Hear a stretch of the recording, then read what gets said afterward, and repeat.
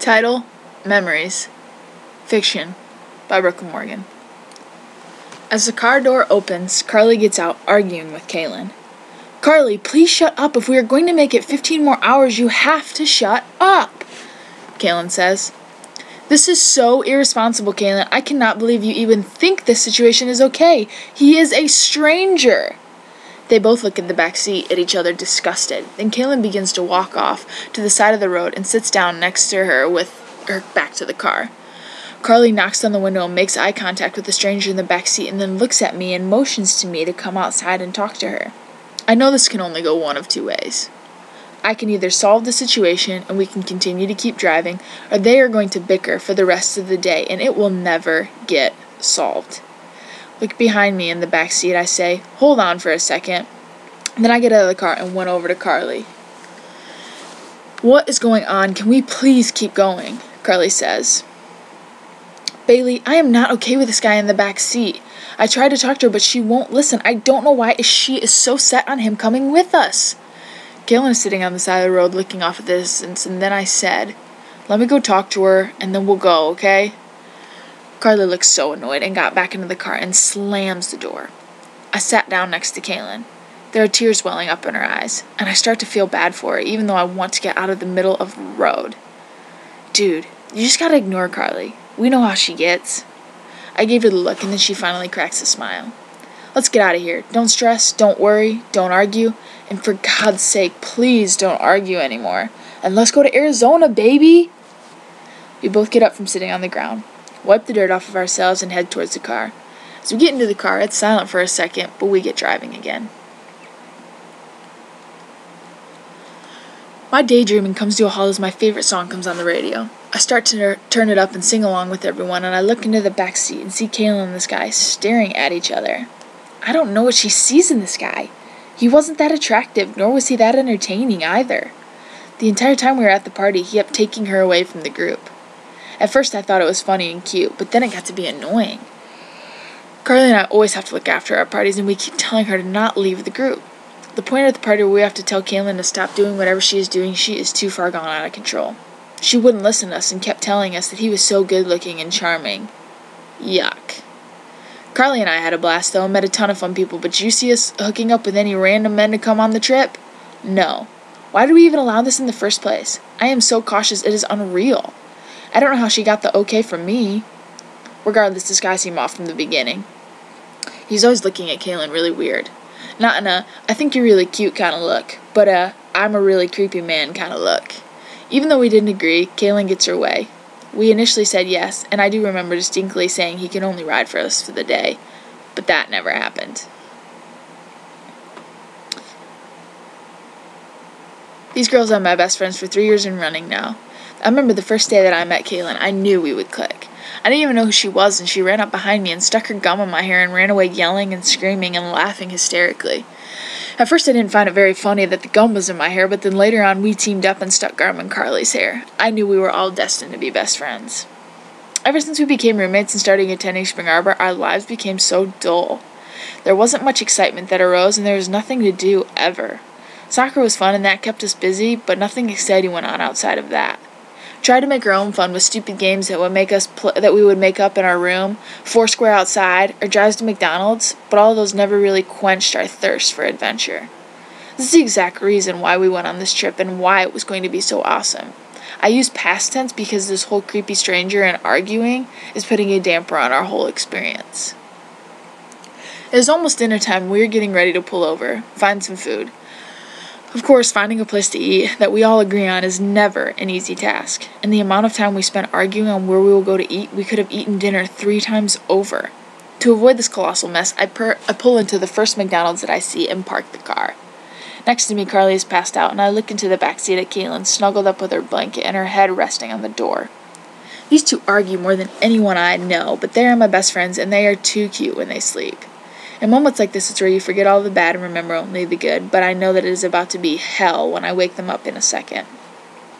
Get up, we're stopping to eat some dinner," I said in a quiet tone. Not one of them get up, and I look again in the rearview mirror at the stranger, and he is wide-eyed, staring me down from the back seat. I asked him to get Kalen up, and he didn't even respond. At this point in time, I'm a little freaked out. I quietly nudge Carly. "Hey, pal, we're getting up to go eat."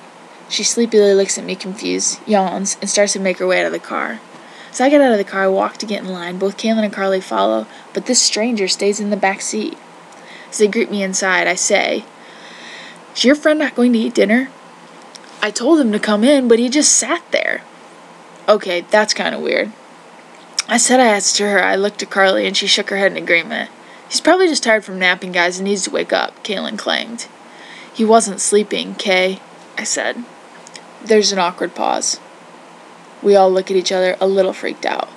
We were all thinking the same exact thing. The horrifying movies and stories we have heard all rushed into our head at once.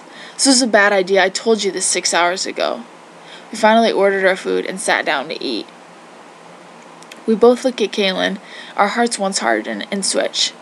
"Alright, we'll just take him to the nearest pit stop, and his cousin can pick him up there. Are we in agreement?" "Alright, agreed." "That's a good idea. We can just pitch in a few bucks and ask him if he doesn't mind taking us to the bus. We can use that excuse we just want to finish the trip, just us three." We are all in agreement. As we walk out towards the car, I don't know exactly how this is going to play out, but I'm hoping for the easiest possible route. Kalen breaks the news to him that we need to drop him off, and his facial expression changes from lethargic to jumbled. He steps out of the car, regains his composure, and asks Kalen if we can just take him an hour or two down the highway to where his cousin is living. He'll crash there and get out of our hair. We all agree that it isn't that big of a deal, and we all decide to get in the car and get on our path to Arizona. It's hard to be excited about our trip with this awkward silence that continues to interrupt our car ride. I look at Carly, and we both felt the same way. Time for some music. Carly leans over and turns up the radio. Right as the music starts, the stranger interrupts. "So, where exactly are you all staying again?" The second he asked that, I was apprehensive to answer. Looking to Carly, and then in the mirror at Kalen, I answered as vague as possible. "Oh, 20-30 minutes away from the state park." He smiles, a very strange smile, and chuckles to himself, then looks at me in the rearview mirror and mumbles, "Sounds good. I'll see you there." At first I don't know what to think of this comment. Is this a joke? Am I supposed to laugh? Should I take this serious? Should I be scared? "What does that mean?" I asked. He says nothing but stares at me in the rearview mirror. I ask again. Excuse me, what does that mean exactly?" He continues to sit there and smile at me in the rearview mirror. I look at Carly, and then I say out loud, "I'm sorry, I know we told you we would drop you off at your cousin's, but I think it's best if you get out at the next rest stop and have your cousin pick you up there." Again, no response. He just laughs, looks at me smiling. At this point, I'm beyond the scared factor. I am at the annoyed stage, and I instantly start to pull over on the highway and tell him to get out. He just sits there and continues to smile and looks at all of us. I say, "If you don't get out right now, I'm going to call the cops." He finally replies, Go ahead and call the cops. There's no service for miles." I look at Kalen and Carly, and I don't really know what to do. I take the keys out of the car, and I tell them to get out of the car. Carly speaks up. "I will not ride with that creep any longer." Kalen says, "Can't we just drop him off? It's only a bit down the highway." I butt in. All right, we'll just drop him off, but don't make any conversation with him. I don't like this any more than you guys do. Sound good?" We all shake our head in agreement and get back in the car. I ask, "Where exactly is your cousin's house?" He answers, "Oh, about 5 or 6 miles down, the next exit." "We will take you there, drop you off, and that's it. No more talking, no more smiling. Deal?" As he smiles, he replies with, "Sounds good, sweetheart." I start driving really fast in order to get this weird man out of the car. I start to go faster and faster. The angrier I get, the X is in sight, and out of nowhere I look into the back seat, and he is holding a knife to Kalen's throat. Silently, he is sitting there smiling at me in the rear. I whisper to Carly, who doesn't realize the commotion going on in the back seat, and she turns around and screams in fear. "Please don't hurt her. What do you want?" Carly yells. I start to slow down, and he instantly yells, "Keep driving the car." I answer as calm as I can. "What do you want, sir? Just tell us what you want and leave us alone. We'll drop you off. Wherever you want, just please don't hurt her." He answers, "I want her. as he is looking at Kaylin. "Just give me her, drop us off together, and I will let you all be on your way." I answer, "You know we can't do that. Please, please just let us drop you off. We don't want any trouble." Just as I am pleading, I see a cop car on the side of the road sitting under the overpass. I start to speed 80, 85, 90. Next thing I know, I'm just going under 100 miles per hour in hopes this cop pulls us over. Sure enough, he turns on his light and flags us down. In relief, I start to slow down the car. He yells in the back seat to keep going or else, but I know he won't do anything with this cop standing there. I come to a complete stop, and the officer gets out of the car and walks up to ours. In the back seat, he pulls the knife away and says, "If you say anything, she dies." The officer looks at me and asks for my license or registration and where we're headed, and I boldly reply, "Sir, we need help."